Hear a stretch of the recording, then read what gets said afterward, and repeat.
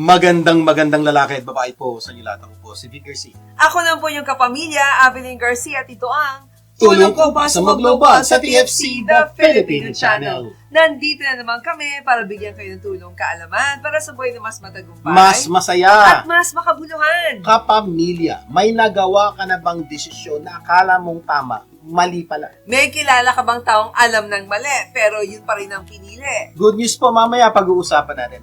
Ano-ano ang mga dahilan bakit may mga taong nakakagawa ng maling desisyon? Sa ating episode na, Huwag Piliin Piliin ang ang Mali. Mali. Pag-uusapan din natin ang Journey to Healing from Sciatica ni Chris Alizaga. Pero bago ang lahat ng yan, muli po, patuloy kami nagpapasalamat sa inyo sa patuloy yung pagtangkilik ng programang Tulong ko pa sa Global. At syempre, special greetings to the officers and staff of Princess Cruise for always watching the show. And syempre, mag-shoutout lang kami kay Amabel De Leon, Rod Suerte Felipe, AJ Abayari, and Alan Lindig, Val de la Fuente, Pin Antonio, Roby Rodriguez, and of course, Tito Gimo and Tita Terry Moreno. Okay, simulan na po natin ating programa ng Tulong Pampagana. Hatid sa inyo ng Carico. Ayan, dahil ang paniniwala namin, one idea can change your life or... In this case po, one story can change your life. Kaya makinig po kayo mabuti sa magandang kwentong ikukwento natin sa inyo. Ang Tulong Pampagana story natin ngayon ay tungkol sa batang tuliro. Ano ba yung tuliro?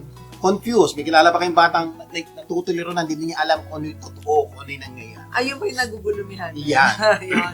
May isang batang babae na nagtanong sa kanyang nanay, Nay, paano ba nagsimula ang human race? Parang nagtataka siya, di ba? Sabi ng nanay, ang tao ay nagsimula kay Adan at kay Eva, na nilikha ng Diyos. Okay. Lumipas ang ilang araw, tinanong naman ng bata ang kanyang tatay. No. Diba? Nag-counter check.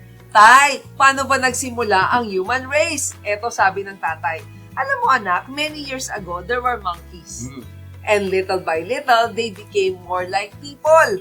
And now, here we are. Oh, yun ang kwento. Ano nangyari? Siyempre, tolero, confused. She went back to her mother. Binalikan niya yung nanay niya kasi magkaiba eh. Nay, sabi niyo, God created people. Dad said, we came from monkeys. Paano nangyari yun? Anyari? Sabi ng nanay, oh, naku anak, madali lang yan. I told you about my side of the family. Yung tatay mo told you about his. Ngek. Get niyo po yun. So, ibig sabihin daw po, si nanay nanggaling daw po kay Adan at kay Eva. Si tatay nanggaling sa mga monkey. Basically, kanya-kanyang kwento po yan. Baalaan po kayo. So, ano matututunan po natin ito? Napakaganda po nito dahil magagamit po natin ito as we relate to other people. Number one. Yes. Number one, there are at least two sides to every story. Tandaan niyo po yan. Every time makadinig po kayo ng kwento, lagay niyo po sa isip niyo. At least, take note, hindi At lang least, to ha, at oo. least. It can be 3, 4, 5, 6. In this case po, may side of the story si nanay. May side of the story si tatay. Ganon din po. Pag nakadinig kayo ng isang kwento, huwag nyo kagad take it as truth, grasp of truth. Kasi may possibility. That's only one side of the story. Ang problema po, may iba po sa atin na dinig isang kwento, magkukulod na tayo, mag-respond na tayo, hindi naman pala yun yung tunay na. Diba sir, minsan sa banggaan, diba? Sasabihin nung coaching puti, hindi, binangga ako nung itim. Sasabihin naman nung itim, hindi, siya ang may kasalanan. So, may side siya, may side yung isa. Pero diba, meron ng three sides, diba? Yung his side, her side, at saka yung truth. Yeah. So, yun po kailangan maintindihan nyo mabuti. Ako po, palagi kong pinapaalala sa mga taong kinakausap kayo. Pag may tinadinig kayong kwento, kung pwede lang ho, huwag yung tunay buong paniwalaan yun. That's his side of the story.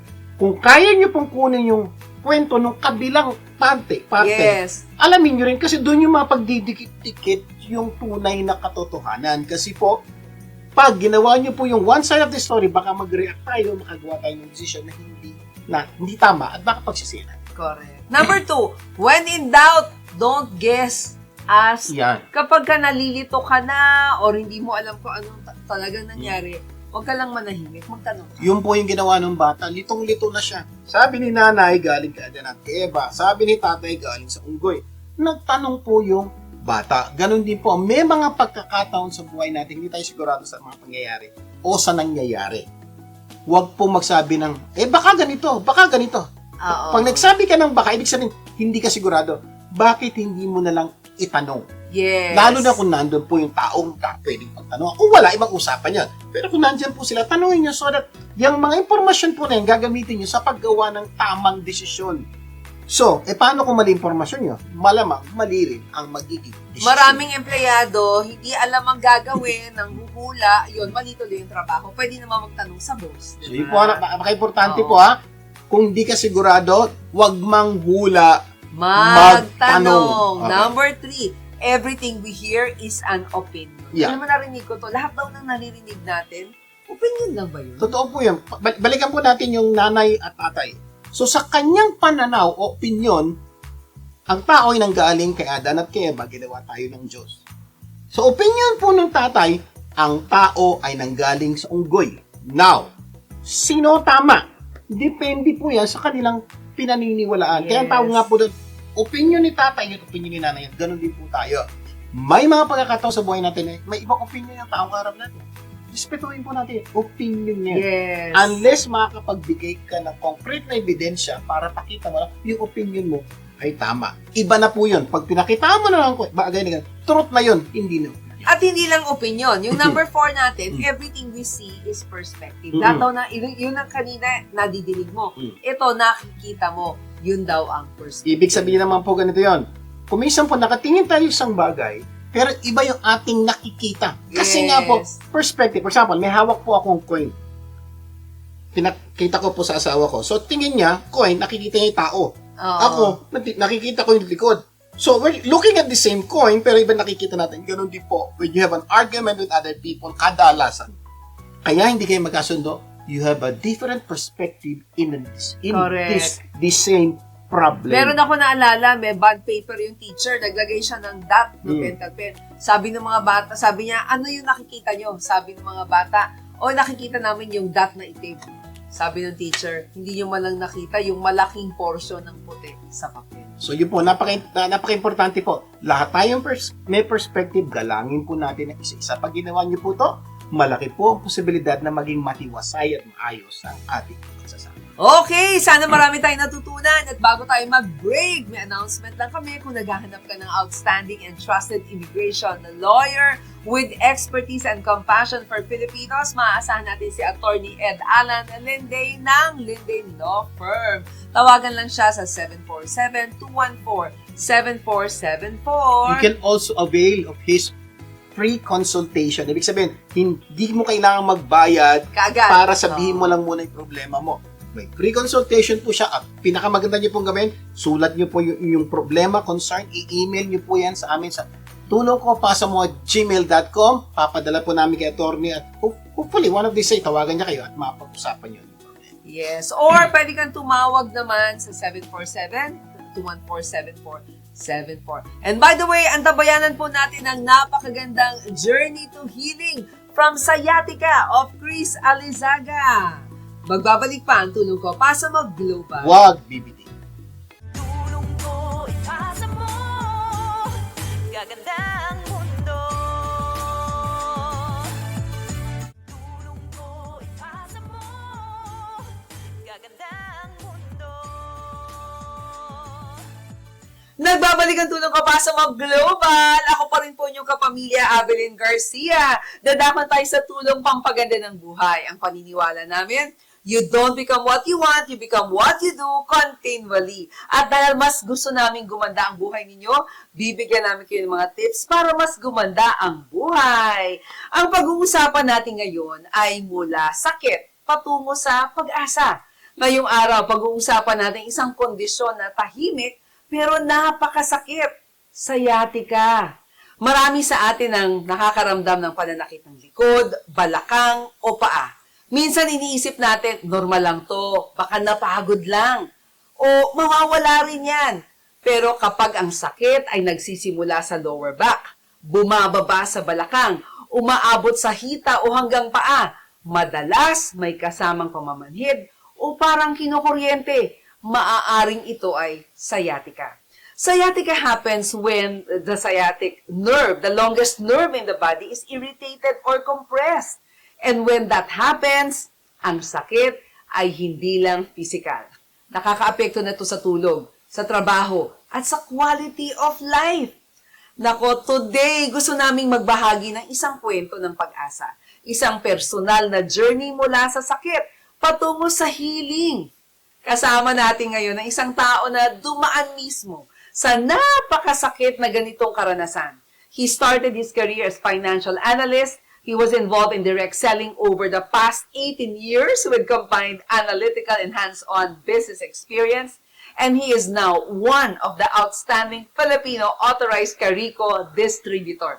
Carico International is a health, wellness, and lifestyle company founded in 1967, known for premium home products. Itong mga kasama natin, siya isang ama, isang lingkod, isang asawa, isang inspirasyon sa marami. Please welcome Chris Alizaga. Hello! Hi, Chris! Hello, hello! Magandang Thank you. lalaki Yes. ka. Thank you. Alam mo, Chris, grabe, no? Nung inaaral ko tong kwento mo, yung tungkol sa sciatica, talaga iniisip ko, wow, ibang klase. Pero ang tanong, kailan mo unang naranasan ang sciatica? That was August 19, nung unang maranasan ko yung sciatica. Oo. Anong Kasi- pakaramdam nito? Parang kinukuryente, Oo. parang namamanhid, Mm. parang pagod na pagod ang katawan mo. Uy, grabe, ano? At maraming taong may sciatica, di Yes, ba? oo. Pero tahimik lang sila na nagtitiis. Sa'yo, Chris, paano naka-apekto yung sakit sa pagtulog mo o sa normal mong pamumuhay? Okay, so number one, sa pagtulog. Oo. Yun ang pinakamatindi. Kasi ever since na naturon ako ng sciatica, ang tulog ko is 1 hour lang. Every 1 night. hour! Yes, 1 hour. Grabe, di groggy ka niya pagising mo. Yeah, mas marami pa yung iyak kesa sa tulog, right? Then, naapektuhan yung aking mga daily activities, right? So, ang pinakamatindi, hindi ko magawa yung gusto kong gawin. Oh, so affected lahat. Affected Trabaho lahat. mo, Yeah, relasyon pagtayo. mo, pagtayo mo. Yes. May nararamdaman ka bang sakit maging sa pag-upo mo? Yes. Right? Kasi, pag ikay nakaupo, right? So, i-share ko sa inyo, yung pag-upo na diretsyon ganito, hindi ko siya magagawa. Talaga? Hindi siya magagawa. Kailangan, pag ako nakaupo dito, yung isang side Oo. is nakaangat. Bakit hindi pwedeng mag-touch dun sa Pag upuan mo? na-touch sa upuan yan, mahapdi siya. Oh my! Yan, mahapdi, tapos hindi mo maintindihan, parang nangangawit yung katawan mo. On a scale of 1 to 10, gano'ng katindi ang sakit? 10. Yun ang pinakamatindi. 10 yan. Grabe. Wala siyang biro, talagang 10. Sobrang sakit. Ibang klase, mga kapamilya, nakaka-apekto pala to hindi lamang sa pagtulog mo, maging sa pamumuhay mo, di ba? Exactly, yes. May mga pagkakataon ba na parang inisip mo, ganito na lang ba? Ano ba yung, eto na lang ba? Wala na bang mangyayari? Eto na lang mangyayari sa buhay ko? Yes, marami, Abilene. Right? Maraming Sumuko pinagdaan. ka ba?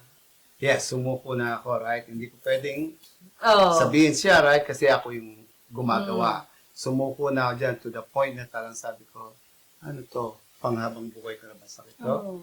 O, alam mo, sad to say, ha? Oo. Parang gusto mong tapusin ang buhay mo sa sakit. Oh, ganun Yes, katindi. Ibang klase. So, ano yung pinakamahirap na parte sa pinagdaanan? Mahirap na parte, siguro, sabihin natin pagtulog, talagang, yun talaga. Oo, matindi. Kasi 1 hour lang eh, 1 di ba? hour. Yan Oo. pinakamatindi siguro kasi kahit pag ikay kulang sa tulog, number 1, aburido ka. Apektado lahat. Doon nag-uugat. Yes. Oo. Aburido ka, then, Cranky, madaling groggy. mag-init yung ulo Oo. mo. Oo. Yes, madaling mag-init ulo mo. Eh, yung Tapos- isip mo, klaro ba? Oh, no.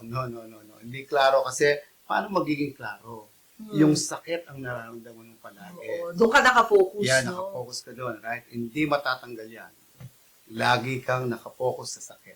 Ibang klase, mga kapamilya. Hindi ko alam kung ikaw nakakaranas ka rin ng ganito. Sana pakinggan natin yung mga sinishare ni Chris. Dahil baka ito na yung solusyon sa problema It nila. is the No? solution. At Chris, siguro sa paghahanap mo ng ginhawa, paggaling, ano yung naging turning point mo? Paano mo na-discover yung solusyon para paano ko dito? na-discover ang solution?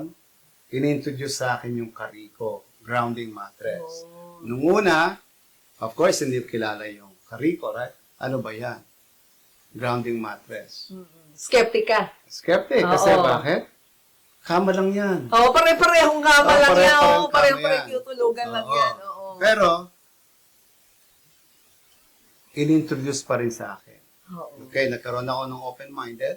Ay, sinubukan ko yan. Sinubukan mo. Kaya sinubukan ko yan for, sabihin natin, 12 hours. Paano nangyari to? Ano, sabi mo Hmm. nga, merong naglagay na ng kama na Yes. mattress, no? Naglagay ng Carico grounding mattress. Sa office. Sa office. So ngayon pumunta ako ng 6 in the morning.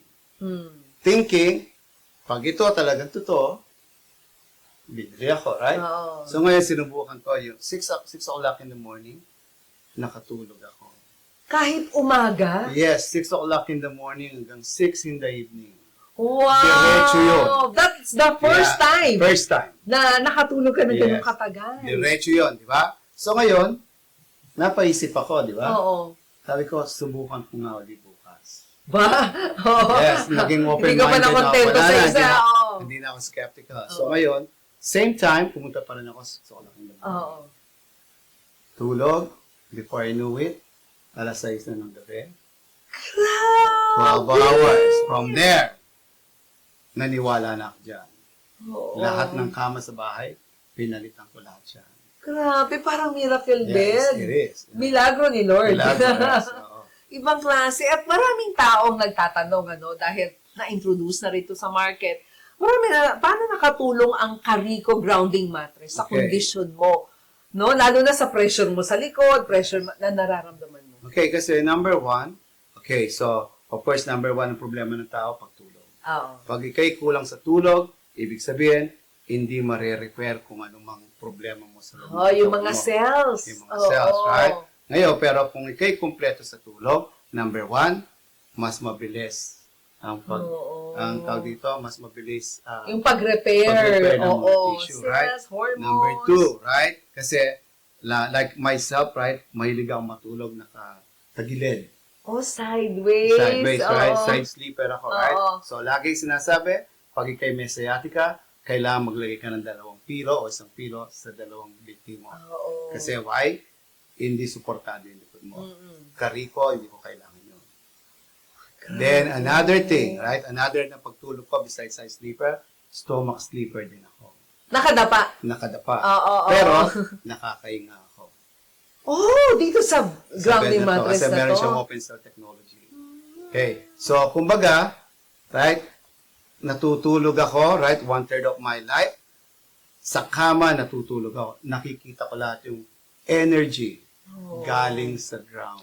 Ano ba to? Ano ba tong Carico to? Ano bang mga grabe naman to. Bakit siya nakakatulong sa atin? Kasi number 1, you're surrounded by electromagnetic field. Oo. Diba? You're exposed to your cell phone. Mm. Exposed tayo sa Lampshade mga lampshade, mo, oo. ilaw, TV, Oo. nadidisrupt ang pagtulog natin. So ngayon, kung tatanggalin mo lahat yung mga electricity yan, ikay nakahiga sa bed, kumbaga nakashield ka dyan. Walang makakalapit. Oh. Para kang protected. Yes. The best part, pag ikay nag-restroom, Oo, nangyayari yung sa Ano gabi na yan. nagiging problema, Oo, pagka right? nag-restroom ka, medyo gising na diwa mo. Yes, oo. Pagbalik mo, hindi ka na makatulog. okay, not with the Carico grounding mattress. Pagbalik mo, not even 5 minutes, baksa ka ulit. Tulog ka Yes. ulit. Oo, ganyan sa akin. Wow! Alam niyo mga kapamilya, napakahalaga ng tulog sa healing. Yes. Tama, di ba? Yes. And of course, ito si Chris, after using yung Carico grounding mattress, di ba parang, tanong ko lang wala muna, ano una mong napansin? Ano una mo napansin sa katawan mo at sa pakiramdam? Okay, una nga pansin ko sa katawan ko, dumiretso. Oh. Kasi, di ba, ang katawan ko, tagilid. Oh, tagilid. Tagilid. Oo. Parang yung isang pa ko is mahaba. Mm. Yeah, that's the first thing, dumiretso. Then, nakakapag-exercise na ako. Oo. Na dati hindi mo Dahil hindi nagagawa. magagawa, di ba? Plus, nakakalakad na ako kahit malayo. At nakakaupo ka na. Yes, nakakaupo ng diretso, Oo. walang sakit. O yan ha, hindi naman isa Walang lang. sakit, yes. So, yan, Oo. yan ang pinaganda dyan. Oy. Kumpara before, 10 steps, Pahinga titigil. ka muna. Yes. Wow! Ibang klase. At syempre, Chris, marami sa mga nanonood sa atin ngayon, ang may back pain. Di ba? Merong sciatica, hirap matulog. Chris, anong mensahe mo sa kanila? Okay. Tiisin ba? No. Kung kayo'y, kung kaya naman ninyo, huwag nyo tiisin ang sakit. Kung kaya nyong gumastos, gastusin ninyo. At the end of the day, katawan pa rin yan. Hindi naman siya expense, oh. Parang investment mo yun. It is investment. Oo, it is kasi really, it's no? one-time investment. Kung ikay mag-enjoy every night, Oo. hindi ko isipin yung presyo. Oh. Diba? Yan. So, kung gusto mong gumaling, Yes. gamitin mo yung Carico Grounding Mattress. Chris, maraming salamat. Alam mo, kasi marami tayong mga kapamilya na nahihirapan. Yung kwento mo, isang patunay na ang paggaling ay posible. No, kapag bibigyan lang natin ng tamang pahinga, suporta sa ating katawan, at tiwala sa Diyos. Diba? Ako paniniwala ko, naging blessing ito sa iyo. At kung ikaw, kapamilya, may sciatica, may back pain, o hirap matulog, tandaan, hindi ka nag-iisa, ha? At may mga solusyong pwedeng makatulong, di ba? Minsan, ang healing ay nagsisimula sa isang desisyon, ang alagaan ng sarili at bigyan ng halaga ang Pahinga! correct. At sana nakatulong ang mensahe na to, ang segment na ito. Huwag magtiis, sabi ni Chris. No? Totoo At yan. pwede daw nating magsubukan ito for free, no? Yes! Oo, pumunta lang sa... Pumunta kayo sa West Covina. Then, Oo. meron din kaming office sa Los Angeles. Oo. Kaya pwede kayong matulog kahit 2 hours, kahit isang araw. Ay, grabe, parang Airbnb na Yes. libre. Nako, kaya please contact, no, ang authorized dealership ni Chris ng Carico. Please contact for free trial and meron kaming mga information flashed on your screen right now. Pwede mo nang screenshot yan para mapuntahan mo na si Chris. At alam ko, magkakaroon ka pa ng iba't ibang lugar, no? Yes, yes. Hindi lang Los Angeles, hindi lang West Sa buong Covina. California. Oo, at magkakaroon ka pa sa side ng Santa Clarita Yes, soon, diba? yes. At syempre, good news, makakasama na rin natin si Chris Alizaga to educate us on the value of sleep every week. Kaya abangan yan! Chris, thank you so Ren. much. Naku, it's a pleasure. Thank you, Ren. Last word sa ating mga kababayan. Okay, mga kapamilya, kita-kits tayo sa susunod na segment. Magbabalik pa ang tulog ko pa sa mga global. Salamat po. Tulong ko ipasa mo, gaganda ang mundo. Tulong ko ipasa mo, gaganda ang mundo. Nagbabalik ang tulong ko para sa mga global. Vic Garcia po. At Abilene Garcia. Dadako na tayo sa ating tulong dagdag kaalaman kung saan nahanap tayo ng mga paraan para madagdagan ang ating kaalaman. Pero bago yan, let's begin our discussion with life lessons from our simple reminders with lasting impact. Hi everyone, we're here again for our simple reminders. with lasting impact. Loneliness is real. It's silent and sometimes it's painful. In fact, you can be surrounded by people and still feel lonely. Loved by many, yet still feel unnoticed. But today, here's a simple reminder. You are not invisible. You are not forgotten. You are not by yourself. When no one notices your tears, God does. When no one understands the battle in your mind, He does. When you feel like nobody wants to stay, remember, God never leaves. God never abandons. God never gives up on you. Maybe this season feels quiet. But quiet doesn't mean empty. Sometimes God allows isolation. Not to punish you, but to prepare you, strengthen you, and draw you closer to Him. This is Abilene Garcia. And Erica Garcia reminding you to breathe, hold on, your story isn't finished. Comfort, healing is on its way. You are loved. You are seen. You matter. Simple reminders, lasting impact. Yan, maraming salamat. Mag-subscribe lang sa YouTube channel ng Simple Reminders, Lasting Impact for more life lessons. Okay, kapamilya, may nagawa ka na bang mali na akala mo tama? O may desisyon ka na bang pinagsisisihan mo dahil ito ay nagdulot ng malaking problema sa iyong buhay? Ang tanong, alam mo ba ang dahilan bakit ka nagkamali sa iyong desisyon?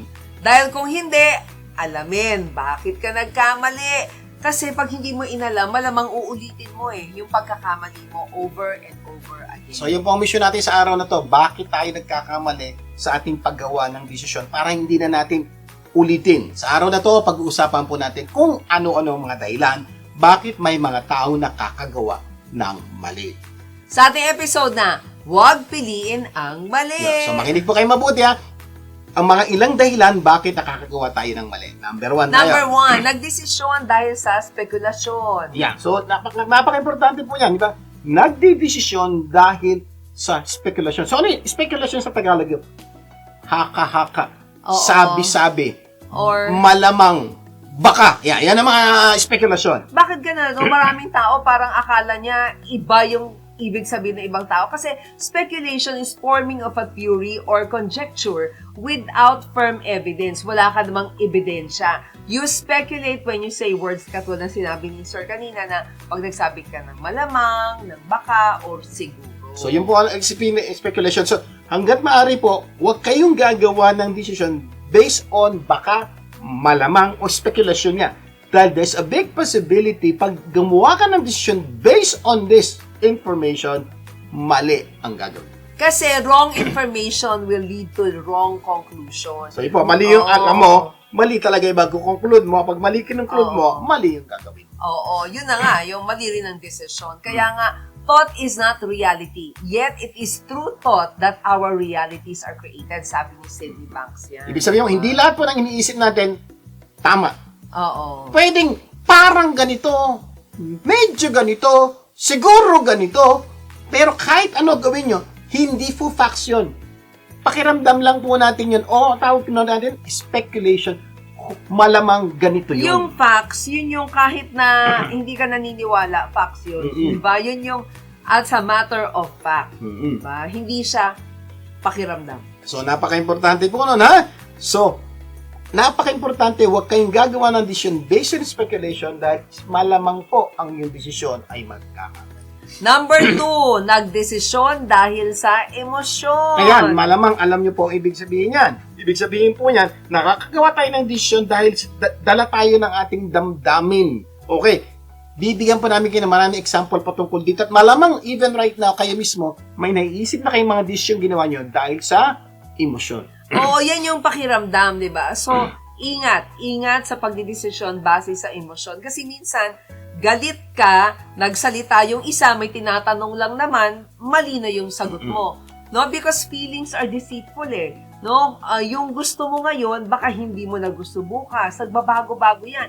O kung ayaw mo ngayon, baka hindi mo na ayaw bukas. So ano ibig sabihin po, mula sa araw po na to, pag parang yung emosyon nyo ang Heightened. nagtutulak Oo. sa'yo para magawa ng desisyon. Now na! Kung pwede lang po, pasubside muna natin ang emosyon.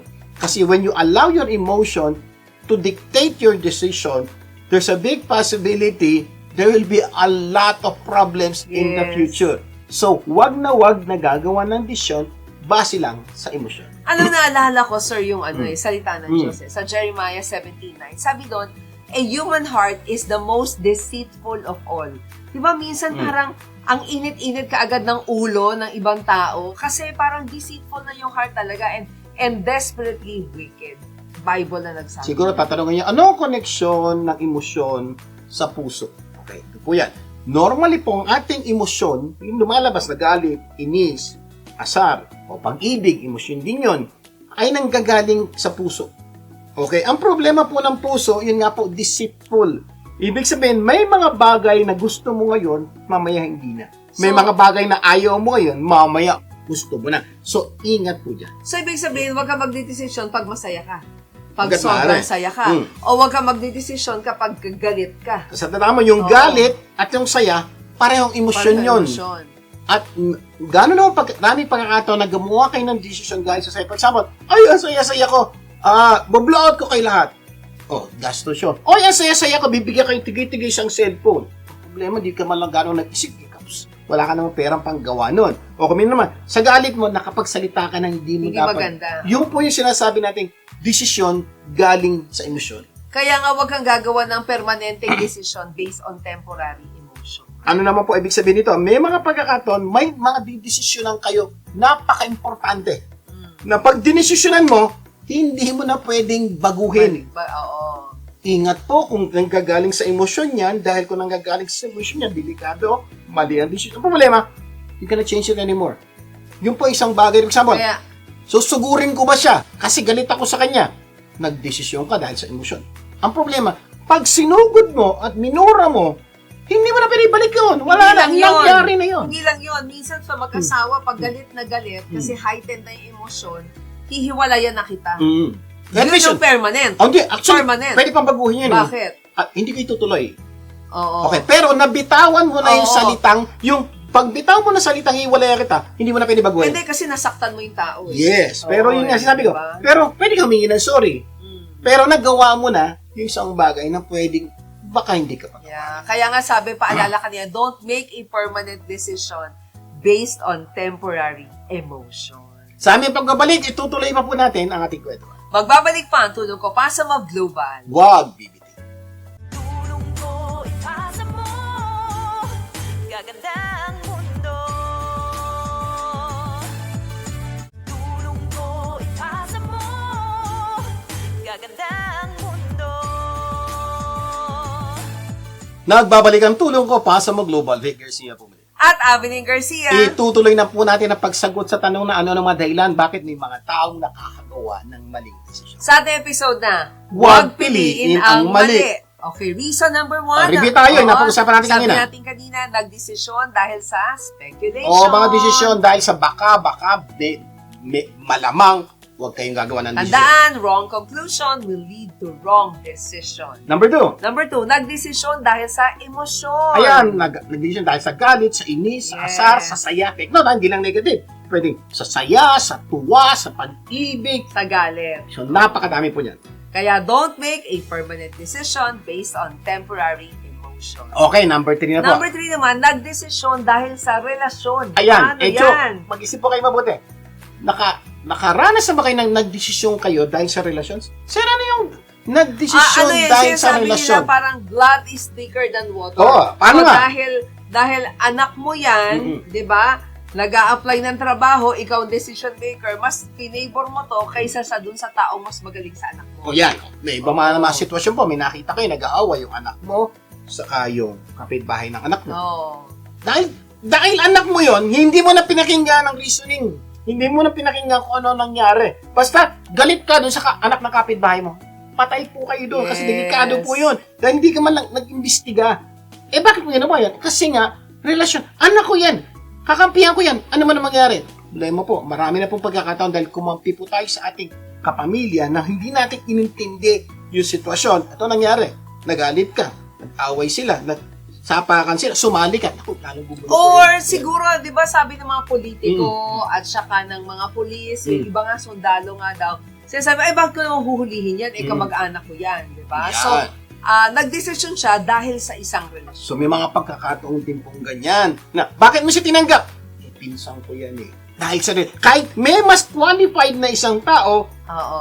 so yun po ang pagdedesisyon galing sa Relasyon. Sabi nga ng isang empleyado, ay naku, pahirapan ko yan. bakit? Dahil pinahirapan niya ako noon. Relasyon yun, di ba? So dahil sa meron silang hindi magandang relasyon dati, gagantihan ko siya. Alam niyo po to, nangyayari po to sa ating buhay. Ingat po kayo dahil may masama po epekto to sa buhay. Yun, yung parang relasyon dahil magkaaway. Sabi ng isang magulang, binigyan ko siya ng pera kahit alam kong gagamitin niya lang ito sa bisyo. Dahil, anak ko siya. Yan, may mga pagkakataon. Nakakaawa Mga nanay, mga lolo, kasi. mga... Alam niyo po ito, may mga pagkakataon. Alam niyo nang medyo hindi gagamitin ng anak niyo o kung yung pera sa tama. Binibigay niyo Bibigay pa bakit? rin. Ano ko yan eh? Pamangkin ko yan eh. Apo ko yan eh. Pababayaan ko ba yan? Yan. Ingat po. Sa totoo lang po, kumisan ito po pagbibigay dahil sa relasyon. Kumisan, lalong nasisira po ang relasyon. Kaya nga, normally, hindi pwedeng operahan ng magulang ang na doktor ang kanyang anak. Di ba normally parang iniiwasan nila yun. Sinasabi, ikaw na lang dahil apektado ang kanyang disposisyon dahil sa So yun po kasi may relasyon. Diba? Yung normal na mag-decide ka ng normal, kaya mo. Pero ano ko to? Asawa, nagkakaroon po ng relational problem na nagkakaroon po ng decision-making problem. Ingat po dyan. Number 4. Yan, hindi makapag-desisyon. Yan. Ay, decision pala yun. No? Tandaan niyo po, Oo. sir, hindi makapag-desisyon. Paano naging desisyon yan? Simple lang po. Dahil hindi ka nagdesisyon, nagdesisyon ka. Ano sir yung desisyonan ko? Na hindi. Huwag magdesisyon. Yun po ang indecision. At ang indecision is a state of being unable to make a decision or having difficulty or a lot of difficulties in deciding something, yun po ang indecision. At delikado po yan. May mga pagkakataon po kasi na kailangan mo na magdesisyon. Hindi ka nagdesisyon. So, napag-iwanan ka ng sitwasyon. For example, may gusto kang biling isang gamit. Gusto ko yun, pero Yes. urong sulong ka. Nung balikan mo, nabili na po. Bakit? Ang tagal mo eh. Tandaan niyo po, tama po yung kumisa kailangan analyze mo mabuti. Pero hindi rin po maganda, yung sobrang na pag-analyze, yung opportunity, yung available sa'yo, mawawala dahil ang tagal mong mag-decision. Naalala ko yung sinabi ni Theodore Roosevelt. Sabi niya, in a moment of decision, the best thing you can do is the right thing. The next best thing is the wrong thing. And the worst thing you can do is nothing. Yeah. Alinaw po nabasa. Sa bawat desisyon na gagawin natin sa buhay natin, may tatlo daw pwedeng mangyari. Magdesisyon ka. That's the best. Huwag kang magdesisyon, that's a bad one. Or, hindi Ang ka worst. nagdesisyon, that's the worst. Bakit? Wala kang ginawa, talo. Ibig sabihin, pag hindi ka nagdesisyon, automatic talo ka. Pag nagdesisyon ka, yes or no, may laban ka. Pero pag hindi ka nagdesisyon, talo ka na. Kasi indecision kaaway ng progress yun. Diba? Not saying yes to one possibility is saying no to them all. Totoo lang, sa love life, may mga pagkakataon, may nanligaw sa'yo, di ba? Hindi mo sinagot. Bakit? Nainis na. Tagal mo eh. Ayun, ngayon, sana sinagot. Sana kami. Hala na, tapos na kasi. You have that moment of indecision. So, ingat po sa indecision. At saka sa huli, di ba, we need to recognize that indecision is a decision. Tandaan niyo po yan, At ha? tandaan natin yun. Pag And- ikaw, okay, dati. And yung person's greatest limitations are not genetic but imposed by self-doubt, insecurity, indecision, and timidity. Tandaan niyo po yan, ha? Ang indecision po ay decision. Kaya kung sabihin, hindi pa ako mapag-desisyon. Hoy, nag-desisyon ka na. Ano Kasi- yun? Hindi mo nang mag-desisyon. Yun na ang iyong desisyon. Nagkakaintindihan tayo. So, lagay niyo po sa isip niya. Alam mo, Misa, alam na natin to, pero may mga taong chronic indecisive, di ba? Mm. Yung not only ineffective ito, but counterproductive, but it's deeply destructive. Totoo po. Nakakasira po ng buhay ito. Napakarami ng oportunidad na lumagpas sa'yo dahil ang tagal mong mag-desisyon. So, please. Mas marami pa nga daw yung nalolost by indecision than wrong decision. Totoo yan. Yun, kasi po sa pag-aaral daw po yan, ha? Mas delikado pa yung hindi ka nagdesisyon kaysa nagdesisyon ka ng mali. Oo. At least, magdesisyon ka ng mali, ay mali. Pwede mo yung tama. Yung indecision, hindi ka nagdesisyon. Hindi mo alam kung tama o mali. Some of us, 20 years na, tama. Oo. Kung ginawa ko Parang kaya tagal yun, na. kung ginawa ko kaya yun, ano nangyari? Wala na, tapos ni. Kaya indecisive people are the most troublesome and frustrating type of person. So, ibig sabihin, kakain lang. Ano gusto mo? Hindi ko alam kakain. Ay, ako na lang mamimili. Tapos, nung pinili mo, ba't yun ang pinili mo? Ay, ang hirap kausap. Okay, yan Ako. po ang problema ng indecision. Sana marami tayong napulot dito. Pero, mamaya, tutuloy natin ang ating usapan sa kung ano-ano dahilan. Bakit may mga taong nakakagawa ng maling desisyon. Magbabalik pa ang tulong ko pa sa mug. Huwag bibitiw.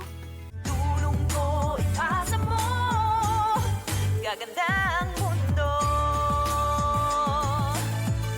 Tulong ko ipasa mo, gaganda ang mundo. Nagbabalik ang tulong ko pa sa Global. Vic Garcia po muli. At Evelyn Garcia, itutuloy na natin ang... Pagsagot sa tanong na ano-ano mga dahilan bakit may mga taong nakakagawa ng maling desisyon. Sa ating episode na Huwag piliin ang mali. Okay, review po tayo sa napag-usapan na natin kanina. Number 1. Number 1, nabanggit natin na nagdedesisyon dahil sa spekulasyon. Number 2, nagdidesisyon dahil sa emosyon. Number 3, nagdesisyon dahil sa relasyon. Number 4, nagdesisyon dahil hindi makapagdesisyon o indecisiveness. Okay, number 5 tayo. 5, nag-aapurang magdesisyon. Yan, Yung problema rin naman po nagkakamali, yan. diba? Ibig sabihin naman po, ibang, dahil, ganito na. Nagdidesisyon ka kagad. Ay, ang gwapo nito. Kinatulang Eto na. mo kagad. Ay, ang laki ng sweldo. Umuo ka na kagad. Ingat din po, may mga pagkakataon po, hindi po pwede masyado mabilis. Kasi pag masyado mabilis, may mga bagay tayo hindi na pag-iisipan, hindi na incorporate sa decision, at then, mali ang decision. Kanina, hindi makapag-desisyon. Ngayon, ang bilis mag-desisyon. Iba yun ha, yung sa hindi ito mabilis. Malamang alam na natin ang kasabihan, haste makes waste, Totoo diba? po yan. May mga, tandaan niyo po, hindi po lahat ng decision emergency. Oo. May mga decision, pwede ka mag-isip ng isang oras, isang araw. Ibang may mga decision, isang linggo. Pagpapakasal, 3 buwan. Bawat decision, medyo may pagkakataon kang mag-desisyon at may panahon para gumawa ng magandang desisyon. May Tagalog version nga dyan eh. Sa haste makes waste, ang tumatakbo ng matulin kung matinik ay malalim. So, kaya nga po, sa bawat desisyon na gagawin niyo sa buhay niyo, bigyan niyo ng enough time para pag-aralan bago kayo gumawa ng desisyon. Sabi nga ni Sir kanina, di ba, life is not always an emergency. Kaya take time to think, take time to ask, take time to pray so that your decision will not go astray. Ang ganda po niyon, take time to ask. Importante po yun. Pwede kayong humingi ng tulong sa iba bago kayo gumawa ng desisyon. Baka meron silang nakikita na hindi mo nakikita. That's the reason why you should take time. Kasi kung mag-aapura ka, wala ka ng oras kumonsulta kung manalangin. Yan. Nako, sana marami tayong natutunan. Pero, iano lang natin, ito lang ay ilan sa aming mga decision-making techniques na ginagamit para maiwasan ang apurahang desisyon. Kaya kung may bala kang sabihin, by the way, sabihin, babalikan mo na lang para you can take it. Ibala ka bilhin para hindi ka makakuha na bilhin ka agad. Balikan ko na lang, pag-isip ako bukas na lang. Pag ginawa mo yon, you will have time to think about it and there's a big possibility hindi ka magkamali sa At kung may importante kang dapat desisyonan, pwede mong sabihin na maghahanap ka pa ng dagdag na impormasyon bago ka mag-decide. Yan, bibili ka ng cellphone, bibili ka ng sapatos, bibili ka, medyo mamahaling bagay. Aralin ko muna, mag-research muna ako, magtatanong muna ako. So, there's a big possibility you can come up with a good decision. Lalo na if you're buying a house or buying a car, you need more information before you buy this. At isa pang paraan para hindi apurahan ang pagdesisyon ay pwede mo sabihin itulog ko muna. Yan. No, bukas na lang tayo magdesisyon. Pero wag mo tagalan, ha? Lalo-lalo na hindi naman po emergency. Pwede niyo pong itulog sa araw, 2 araw. So, kung unless may deadline, ibang usapan. So, sir, ibig sabihin balanse. Yung kanina, ang tagal mo, I mean, indecisiveness. Ito Hindi, naman ang sobrang kaya na hindi hindi talaga mapag-desisyon. makapag-desisyon. No? At kung may malaking desisyon na dapat gawin, sabihin mo, panalangin ko muna and pray about it. Totoo yan, napakaganda po niya. Pag tingin niyo medyo malaki yung decision, you pray about it. Because kailangan mo ng divine guidance because your decision will affect your future drastically. You need to ask for divine guidance. Kaya wag mag-apura para ang buhay ay hindi mapurnada. Okay, number 6. Number 6, pagod ng magdesisyon. Ayan. Isang mga pagkakataon po, kaya po nagkakamali tayo ng desisyon. Ang tawag po ng decision. Pati ganyan. Ang dami mo ng dinesisyonan. Buong araw, sa opisina, sa bahay. Tapos may pagod na naman. Sa pagod mo, okay na nga. Wag na nga. O wag na. Ibig sabihin, hirap din. Hindi ka na mapag-isip. Wala ka nang, oo ka na lang, oo hindi ka na lang. Ang problema kami sa hindi mo na pag-isipan ano inuohan mo, Yes. ano hinihindihan mo dahil sa pagod mo. Alam nyo ba na base sa pag-aaral, higit sa 35,000 decisions ang ginagamit natin araw-araw. Kaya So, ibig minsan sabihin napapagod talaga. Nakakapagod talaga eh. Lalo na kung Oo. wala kang technique o sistema sa paggawa ng desisyon. Kasi tired minds don't decide well. Rest first, then decide later. Kaya ang payo namin, do most of your decision in the morning.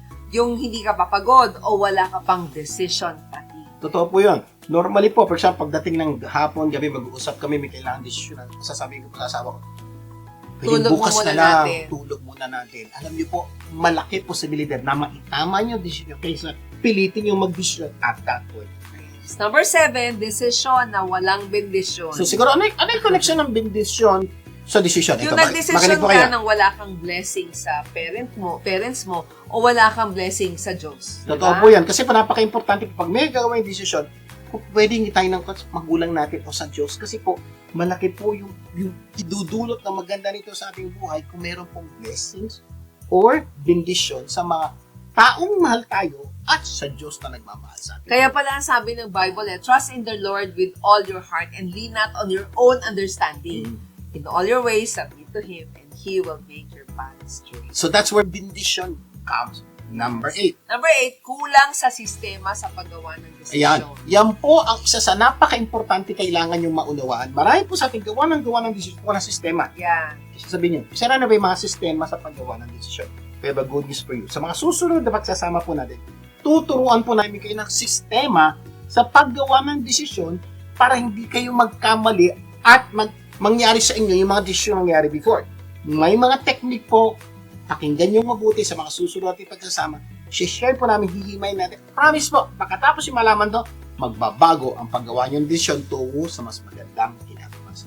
Okay, nako, antabayanan nyo yan, pero ulitin lang namin ang ating pinag-usapan kung ano-ano ang mga dahilan bakit may mga taong nakakagawa ng maling desisyon. Sa ating episode na, Huwag piliin ang mali. number 1. Nagdesisyon dahil sa speculation. Number 2, nagdesisyon dahil sa emosyon. Number 3, nagdesisyon dahil sa relasyon. Number 4, nagdesisyon dahil di makapagdesisyon. Number 5, nag-aapurang magdesisyon. Number 6, pagod ng magdesisyon. Number 7, desisyon na walang bendisyon. At number 8, kulang sa sistema sa paggawa ng desisyon. Sana marami tayong natutunan sa aming pinag-usapan at next week. Mas marami pa tayong pag-uusapan na tunay na magpapaganda ng iyong buhay at ng mga mahal nyo sa buhay. Closing prayer tayo. Manalangin tayo. Ang mga nasa langit, maraming po salamat sa pagkapaalala nyo sa amin, sa aming mga pagkakamali, sa aming mga desisyon na sumisira sa aming kinabukasan. Dalangin po namin patuloy, gabayan nyo kami, bigyan nyo kami ng blessing at bendition sa bawat desisyon na gagawin namin. At dalangin ko po personally, sa lahat na nakikinig at nanonood ng programa ito, manood sa susunod namin pagsasama para maunawaan nila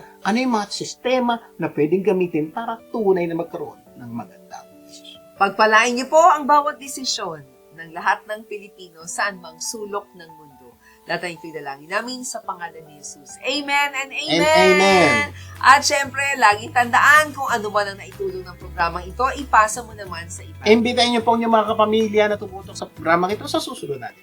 At sama-sama natin paggandahin natin At buhay. ng mga mahal natin sa buhay. Ako po ang inyong kapamilya, Vic Garcia. Ako naman po si Abilene Garcia. Laging tandaan, Sa tulong ko pa sa Mo Global, gaganda.